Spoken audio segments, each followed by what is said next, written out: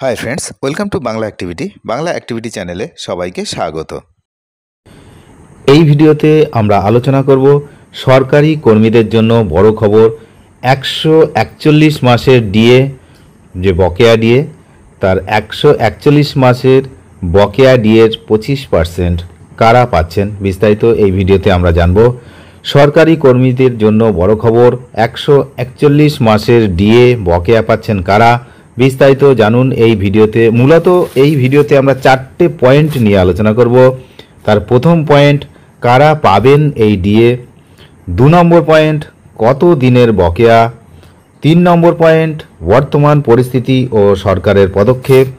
ও সর্বশেষ এবং 4 নম্বর পয়েন্ট, কর্মচারী ও পেনশনভোগীদের জন্য কি বার্তা। তো বিস্তারিত এই ভিডিওতে চলুন আমরা এক এক করে দেখে নেব। 25% এরিয়ার ডিএ পশ্চিমবঙ্গ সরকারি কর্মচারী এবং পেনশনভোগীদের জন্য একটি অত্যন্ত গুরুত্বপূর্ণ খবর এই মুহূর্তে সামনে আসছে। দীর্ঘ প্রতীক্ষিত মহার্ঘ ভাতা ডিএ বকেয়া নিয়ে আসার আলো দেখা যাচ্ছে। সম্প্রতি প্রকাশিত তথ্য অনুযায়ী রাজ্য সরকার শীঘ্রই এই বকেয়া মিটিয়ে দিতে চলেছে। আসুন এই বিষয়ে এই প্রতিবেদনে আমরা বিস্তারিত জেনে নিই। কারা পাবেন এই বকেয়া ডিএ। প্রথম পয়েন্ট, প্রাপ্ত তথ্য অনুসারে পশ্চিমবঙ্গ সরকারের প্রায় 8 লক্ষ কর্মরত কর্মচারী এই বকেয়া ডিএ পাবেন। এর মধ্যে রয়েছেন শিক্ষক, পঞ্চায়েত, পুরসভা, পুর নিগম এবং অন্যান্য সরকার পোষিত ও স্বশাসিত সংস্থার কর্মীরা। এছাড়া পেনশনভোগী এবং ফ্যামিলি পেনশনভোগীরাও এই সুবিধার আওতায় আসবেন। সব মিলিয়ে প্রায় 10 লক্ষ মানুষ উপকৃত হবেন বলে আশা করা হচ্ছে। একটি গুরুত্বপূর্ণ বিষয় হলো, যে সমস্ত কর্মচারী বা পেনশনভোগী 1 এপ্রিল 2008 থেকে 31 ডিসেম্বর 2019 পর্যন্ত সময়ের মধ্যে কর্মরত ছিলেন বা পেনশন পেয়েছেন, তারাই এই বকেয়া ডিএ পাওয়ার যোগ্য বলে বিবেচিত হবেন।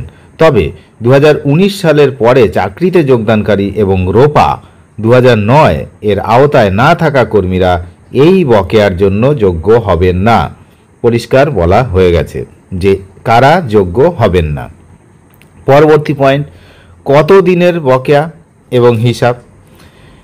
তথ্য অনুযায়ী বকেয়া ডিএ হিসাব করা হলে হবে 1 এপ্রিল 2008 থেকে 31 ডিসেম্বর 2019 পর্যন্ত মোট 141 মাসের জন্য। এর মধ্যে 2008 সালের এপ্রিল থেকে ডিসেম্বর পর্যন্ত 9 মাস এবং 2009 থেকে 2019 সাল পর্যন্ত এই 11 বছর অর্থাৎ 132 মাস অন্তর্ভুক্ত রয়েছে। এই হিসাব থেকে স্পষ্ট যে যোগ্য ব্যক্তিরা একটি উল্লেখযোগ্য সময়ের জন্য তাদের প্রাপ্য বকেয়া পেতে চলেছেন। পরবর্তী পয়েন্ট, বর্তমান পরিস্থিতি ও সরকারের পদক্ষেপ। জানা যাচ্ছে যে রাজ্য সরকার এই বকেয়া ডিএ প্রদানে আইনত বাধ্য এবং এক্ষেত্রে রিভিউ পিটিশন দাখিল করার সুযোগ নেই। ইতিমধ্যেই বকেয়া গণনার প্রক্রিয়া শুরু হয়ে গিয়েছে। এর জন্য কর্মচারী সংখ্যা এবং তাদের পদোন্নতির মতো বিভিন্ন তথ্য একত্রিত করা হচ্ছে। অর্থাৎ রিভিউ পিটিশনের কোনো জায়গা কিন্তু আর নেই, ইতিমধ্যে যা জানা যাচ্ছে।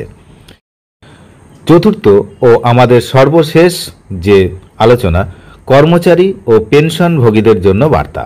এই পরিস্থিতিতে সকল যোগ্য কর্মচারী এবং পেনশনভোগীদের ধৈর্য ধরার এবং ইতিবাচক থাকার আহ্বান জানানো হয়েছে। যেহেতু গণনা ও বিতরণের প্রক্রিয়া শুরু হয়েছে, তাই শীঘ্রই এই বিষয়ে আরও স্পষ্টতা আসবে। এই গুরুত্বপূর্ণ তথ্যটি সকলের সাথে, বিশেষত যারা এই বকেয়ার জন্য অপেক্ষা করছেন, তাদের কাছে পৌঁছে দেওয়ার জন্য অনুরোধ করা হয়েছে।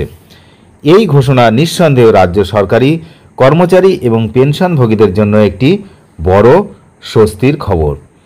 তাহলে কর্মচারী এবং পেনশনভোগীদের জন্য বার্তা খুবই গুরুত্বপূর্ণ। এই ভিডিওতে আমরা রাখলাম। অনেক ধন্যবাদ ভিডিওটি শেষ পর্যন্ত দেখার জন্য। চ্যানেলে যারা নতুন তারা অবশ্যই চ্যানেলটিকে সাবস্ক্রাইব করবেন।